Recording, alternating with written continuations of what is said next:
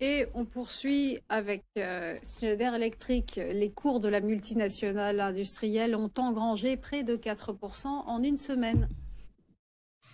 Alors là aussi, Schneider, le graphique que je vous propose est un graphique en données hebdomadaires, hausse spectaculaire, x3, x4 sur les 3 années qui viennent de s'écouler. Attention, beaucoup de volatilité dans les derniers mois avec un point haut au-delà des 270, un point bas sur les 170 avec tout ce qui s'était passé autour des tarifs du président Trump. Depuis, très clairement, on est vraiment dans une phase d'attente. On sait bien que Schneider est un des gros bénéficiaires de tout l'équipement autour de l'intelligence artificielle. Maintenant, c'est une entreprise qui est désormais valorisée probablement à son prix, dont désormais les investisseurs sont en train de réfléchir. Est-ce qu'on doit aller plus haut? Là, je disais bien sur à un horizon de temps relativement lointain.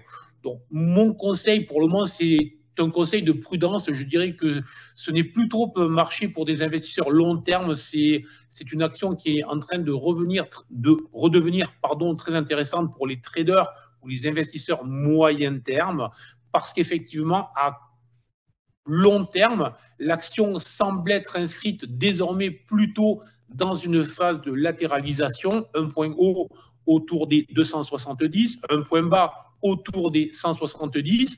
Elle se situe exactement au milieu à 220 ce matin.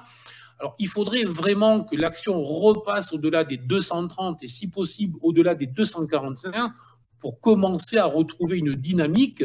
Mais la réalité, c'est qu'elle reste marquée par la grosse baisse qu'elle a connue début juillet. Et tant qu'elle ne repassera pas en clôture hebdomadaire au-dessus des 245, mais plutôt prudence à court terme, avec possibilité d'aller rechercher la zone des 200, la zone même des 170, le point bas, je disais bien, qui avait été touché en fait en avril. Donc, à long terme, il me semble que les investisseurs semblent avoir fait le tour de cette action, et alors qu'on voit bien qu'aux États-Unis, on continue à parier, à surfer sur l'essor de l'intelligence artificielle. Ça fait donc maintenant près de 10 mois que Schneider n'a pas refait de point haut. Ça marque bien le fait que les investisseurs ne sont plus vraiment très attirés par cette action dans cette optique de l'intelligence artificielle qui vraiment est le premier moteur actuel pour les actions.